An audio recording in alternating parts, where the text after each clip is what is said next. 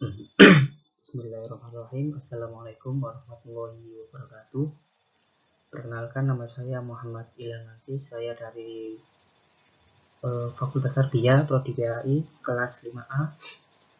Di sini saya akan sedikit menjelaskan tentang evaluasi pembelajaran yang dibimbing oleh Dr. Ahmad Ihwanul Mutakin, MPDI.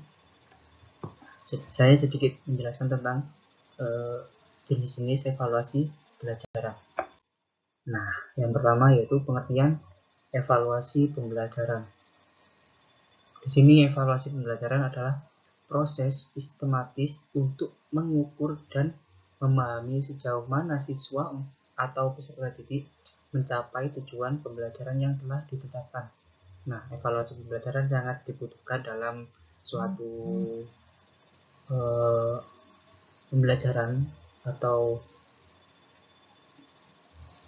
suatu proses untuk mengetahui atau memahami sejauh mana siswa mencapai tujuan pembelajaran yang telah ditetapkan di dalam kurikulum maupun sekolah. Nah, kemudian di sini yang kedua yaitu jenis-jenis evaluasi pembelajaran. Di sini ada 3 jenis, yaitu sumatif, formatif, kualitatif. Nah, yang pertama yaitu sumatif. Sumatif adalah sebuah organisasi nirlaba yang mengevaluasi keseluruhan aktivitas efektivitas kampanye sosial yang telah berlangsung selama 1 bulan. Nah, di sini mengevaluasi keseluruhan efektif dari siswa yang telah berlangsung selama 1 bulan. Ya, contohnya itu seperti ulangan harian, ulangan per materi. Nah, kemudian formatif. Nah, di sini formatif adalah seorang guru mengevaluasi pemahaman siswa setelah setiap pembelajaran dan menggabungkan umpan balik untuk menyempurnakan pendekatan pengajaran berikutnya. Nah, di sini seorang guru mengevaluasi pemahaman siswa seperti halnya diberi pertanyaan ataupun jenisnya dan menggabungkan umpan balik untuk menyempurnakan pendekatan pengajaran berikutnya. Nah, kemudian kualitatif. Nah, di sini kualitatif yaitu seorang peneliti menggunakan analisis wawancara untuk mengevaluasi persepsi karyawan terhadap iklim kerja yang di sebuah perusahaan. Nah, di sini dalam suatu konteks pendidikan yaitu seorang guru memberi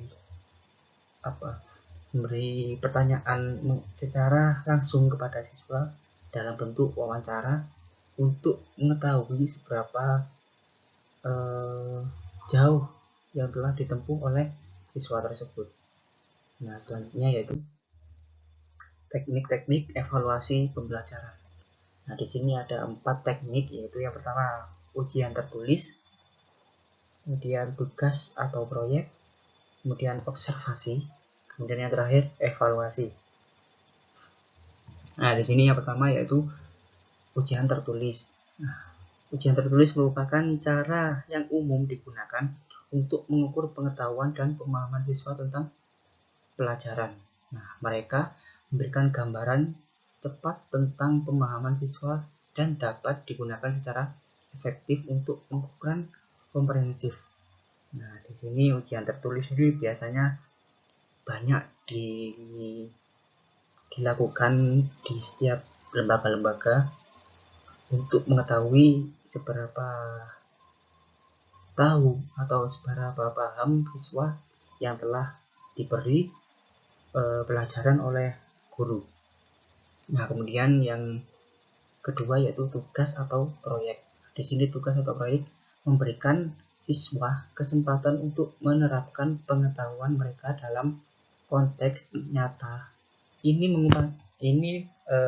kemungkinan pengukuran keterampilan praktis dan kreativitas siswa. Nah, di sini tugas atau proyek. Setiap siswa itu perlu diberi tugas rumah ataupun proyek untuk mengetahui seberapa terampil atau kreatif seorang siswa yang perlu diketahui oleh guru. Nah, di sini itu sangat perlu untuk tugas atau proyek bagi siswa. Nah, ini sangat bagus untuk kesempatan dan untuk menerapkan pengetahuan bagi siswa untuk dalam konteks nyata. Nah, kemudian observasi. Nah, di sini observasi dapat menilai keterampilan, perilaku, dan partisipasi siswa selama pembelajaran. Nah, ini sangat berguna untuk mengukur keterampilan sosial dan keterampilan psikomotorik. Nah, di sini observasi itu dapat dibuat untuk menilai keterampilan, kemudian perilaku, kemudian partisipasi siswa dalam selama pembelajaran berlangsung. Nah, kemudian yang terakhir, evaluasi diri. Nah, evaluasi diri terkait dengan tujuan pembelajaran dan kemajuan dengan metode yang dapat menimbulkan kesadaran diri dan otonomi untuk membantu siswa untuk mengetahui keterampilan evaluasi diri. Nah, di sini evaluasi diri yaitu menilai diri sendiri terkait dengan tujuan pembelajaran dan kemajuan dengan metode yang dapat menimbulkan kesadaran diri pada siswa dan otonomi yang dapat membantu siswa untuk mengetahui keterampilan evaluasi dirinya sendiri. Nah, kemudian selanjutnya yaitu, nah di sini ada 3 aspek yaitu tujuan pembelajaran, kemudian metode pembelajaran, kemudian metode evaluasi, dan umpan balik. Nah, di sini yang pertama yaitu aspek yang pertama tujuan pembelajaran. Nah, di sini tujuan pembelajaran memastikan bahwa evaluasi mencerminkan pencapaian tujuan pembelajaran yang telah ditetapkan. Nah, tujuan pembelajaran harus menjadi pedoman utama dalam menilai keberhasilan siswa. Nah, tujuan pembelajaran ini untuk memastikan bahwa mengevaluasi atau mencerminkan capaian atau tujuan suatu pembelajaran yang telah ditetapkan dalam suatu kurikulum maupun dari sekolah tersebut. Nah, tujuannya untuk menjadi pedoman utama dalam menilai keberhasilan siswa. Nah, kemudian yang kedua yaitu metode evaluasi. Nah, di sini metode yang digunakan harus relevan atau nyata dan sesuai dengan tujuan pembelajaran. Nah, mencocokkan metode evaluasi dengan konten yang keterampilan yang diajarkan. Nah, adalah kunci untuk mendapatkan pemahaman yang akurat tentang kemajuan siswa. Nah, di sini sangat perlu dalam metode evaluasi untuk adalah bentuk suatu seperti kunci untuk mendapatkan pemahaman yang sangat akurat tentang kemajuan siswa. Nah, di sini kemudian yang ketiga umpan balik. Nah, di sini umpan balik memberikan umpan balik yang bermanfaat kepada siswa untuk membantu mereka memahami kekuatan dan kelemahan mereka. Nah, serta memberikan saran perbaikan dan umpan balik konstruktif adalah salah satu elemen terpenting dalam proses pembelajaran. Nah, di sini umpan balik itu sangat bermanfaat kepada siswa karena untuk membantu mereka untuk memahami kekuatan dan kelemahan mereka. Nah, di sini untuk mengetahui juga kekuatan dan kelemahan bagi siswa. Nah, kemudian serta memberikan saran perbaikan dan umpan balik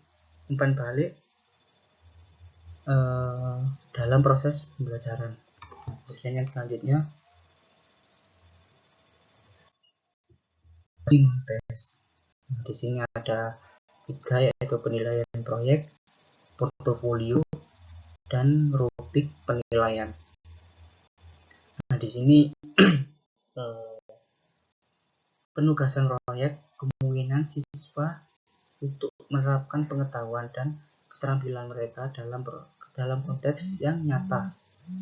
Ini mengukur pemahaman mendalam dan kemampuan berpikir kritis. Nah, di sini untuk penilaian proyek yaitu pemberian tugas proyek untuk siswa ini dimungkinkan siswa untuk menerapkan pengetahuannya sendiri dan keterampilan siswa dalam konteks yang nyata. Di sini yaitu proyek untuk mengukur pemahaman mendalam dan kemampuan dalam berpikir kritis pada siswa. Kemudian portofolio. Nah, portofolio adalah kumpulan-kumpulan tugas ataupun pekerjaan ataupun proyek yang mencerminkan perkembangan siswa sepanjang waktu. Nah, di sini kumpulan tugas-tugas ataupun pekerjaan yang telah diberikan oleh guru yang kemudian dilihat secara langsung dalam perkembangan siswa sepanjang pembelajaran tersebut. Nah, ini memberikan gambaran yang komprehensif tentang pencapaian siswa. Kemudian rubrik penilaian.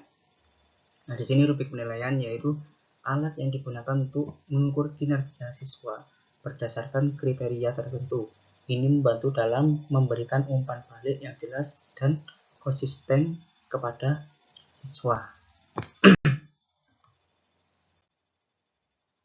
Nah, mungkin dulu itu dari saya, kurang lebihnya saya mohon maaf. Wassalamualaikum warahmatullahi wabarakatuh.